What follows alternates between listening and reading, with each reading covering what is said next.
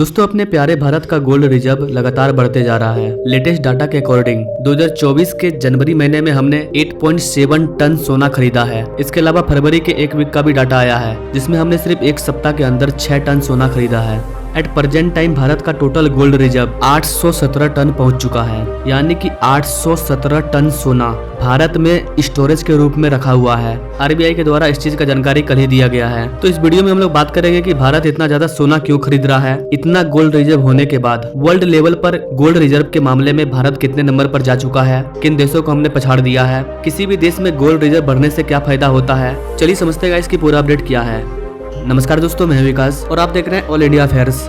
दोस्तों अपने आरबीआई के द्वारा पिछले 7 सालों से लगातार गोल्ड को खरीदा जा रहा है। 2017 से लेकर के 2023 तक आरबीआई ने टोटल 248.9 टन सोना खरीदा है। इतने सारे गोल्ड खरीदने से भारत को क्या फायदा हुआ है? बेसिकली इसके वजह से 4 चीजों में बदलाव हुआ है। हमारा टोटल फॉरेक्स रिजर्व में गोल्ड का परसेंटेज काफी ज्यादा बढ़ चुका है। हमारा फॉरेक्स रिजर्व भी ऑलमोस्ट $650 बिलियन के पास पहुंच चुका है और इस टोटल फॉरेक्स रिजर्व में हमारे गोल्ड का भागीदारी $51 बिलियन के पार जा चुका है। इसका दूसरा सबसे बड़ा परिणाम ये देखने को मिला है कि भारत का गोल्ड रिजर्व काफी ज्यादा बढ़ चुका है। यहाँ पर आप डाटा देख पाएंगे, अब भारत गोल्ड रिजर्व के मामले में 9 नंबर पर पहुंच चुका है। अगर हमारा गोल्ड रिजर्व ऐसे ही लगातार बढ़ते रहेगा तो बहुत जल्द हम जापान को पीछे छोड़ देंगे। 817 टन पर हम पहुंच चुके हैं, जापान का 845 टन है, यानी कि आरबीआई 30-40 टन गोल्ड और खरीदेगी तो हम जापान को पीछे कर देंगे। वहीं स्विट्जरलैंड को पीछे करने के लिए हमें करीबन 250 टन सोने को परचेस करना होगा। वहीं दूसरी ओर कई ऐसे कंट्री हैं जहां पर काफी ज्यादा सोना था, जैसे कि नीदरलैंड हो गया, सऊदी अरेबिया, यूनाइटेड किंगडम,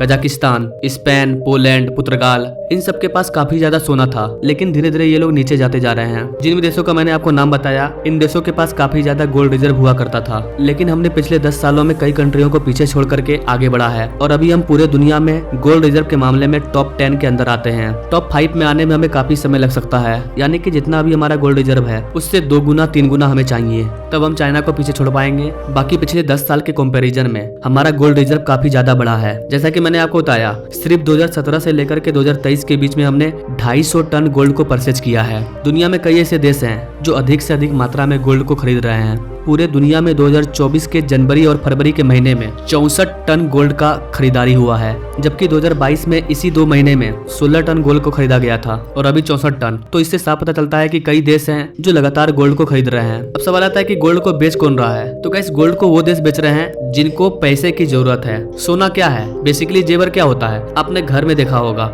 अगर आपके घर में सोना है तो कहा जाता है वो खड़ा पैसा है। जब भी आपको जरूरत पड़ेगी आप उस सोने को बेच करके या गिरवी रख करके पैसे उठा सकते हो। ठीक ऐसे ही ये नेशनल लेवल पर भारत का खजाना हुआ, भारत का खड़ा पैसा। अगर भारत में कोविड-19 की तरह कोई भी महामारी आती है तो हमारे पास रिजर्व में पैसा रखा हुआ है, सोने के रूप में या फिर फॉरेक्स रिजर्व के रूप में। आपातकालीन सिचुएशन में हम उसे बेच करके अपने जरूरतों को पूरा कर सकते हैं और ऐसे केस में ही हर देश का सोना बढ़ता है, घटता है। अभी भारत की सिचुएशन अच्छी है तो हम ज्यादा से ज्यादा सोना को खरीद करके रिजर्व कर रहे हैं। आई थिंक ये चीज क्लियर हो गया होगा कि हर देश सोना क्यों खरीदता है। यहाँ पर सोने की प्रोडक्शन की बात नहीं हो रही है। जिस देश में सोना पाया जाता है तो वो उनका बिजनेस हो गया, वो उनकी रोजी रोटी हो गई। जैसे कि कुछ देश क्रूड ऑयल को निकालते हैं, उसको बेचते हैं और उन्हीं से उसकी पूरी इकोनॉमी चलती है। भारत में भी सोना पाया जाता है, लेकिन इसके बाद भी आरबीआई दूसरे देशों से सोना खरीद करके रिजर्व कर रही है। भारत में कुल कितना सोना होगा इसका तो किसी को अता पता नहीं है। किसके घर में कितना सोना है कौन जानता है? ये पैसा थोड़ी है कि नोटबंदी हुई सबका ब्लैक मनी बाहर निकल गया। सोना में ऐसा नहीं होता है, सोना चेंज नहीं होने वाला है। ये वही डाटा है जो आरबीआई के रिजर्व में मौजूद है, जो देश के खजाने में ऐड है।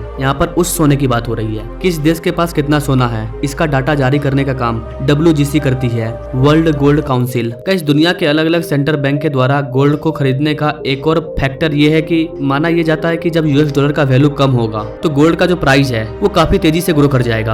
अभी रिसेंटली यूएस के सेंट्रल बैंक के द्वारा रेट कट्स के बारे में बोला गया कि हम लोग रेट कट्स को अनाउंसमेंट करने वाले हैं। तो डॉलर के वैल्यू में जैसे ही कट्स की बात आई, गोल्ड का प्राइस 1 महीने में अचानक से बढ़ गया। सिर्फ 1 महीने में गोल्ड का प्राइस 10% ग्रो किया है। इसलिए माना जा रहा है कि US डॉलर का जब रेट कट्स एक्चुअल में हो जाएगा, जब US डॉलर का प्राइस नीचे गिरेगा तो गोल्ड का दाम और ज्यादा ऊपर जाएगा। तो ये भी एक रीजन है कि कई देश गोल्ड को खरीद करके रिजर्व के रूप में रख रहे हैं। भारत में आरबीआई के द्वारा जो गोल्ड को परचेस किया जा रहा है, इसको लेकर के एक्सपर्ट्स का कहना है कि आरबीआई बहुत अच्छा काम कर रही है। कुछ एक्सपर्ट्स का कहना है कि ये हमारे फॉरेन एक्सचेंज रिजर्व के स्टेबिलिटी को बढ़ाता है। कुछ एक्सपर्ट्स का कहना है कि आज के टाइम में कई ऐसे ट्रांजैक्शन हैं जो नॉन डॉलर के होते जा रहे हैं, तो उस मामले में भी गोल्ड एक अच्छी बेट है। हम जितना ज्यादा गोल्ड को परचेस करके रिजर्व करेंगे, ये हमारे लिए उतना ज्यादा फायदेमंद होगा। तो आई होप कि गाइस आप समझ पाए होंगे कि इंटरनेशनल लेवल पर भारत का गोल्ड रैंकिंग में कितना नंबर है, आरबीआई क्यों इतना ज्यादा गोल्ड परचेस कर रही है। वैसे गाइस आपको क्या लगता है, भारत जापान को कब तक गोल्ड रिजर्व के मामले में पीछे कर देगा? कमेंट करें और ऐसे ही लेटेस्ट अपडेट के बारे में जानने के लिए हमारे चैनल से जरूर जुड़े। Now thank you for watching. मिलते हैं अगले वीडियो में एक नई जानकारी के साथ, तब तक के लिए जय हिंद।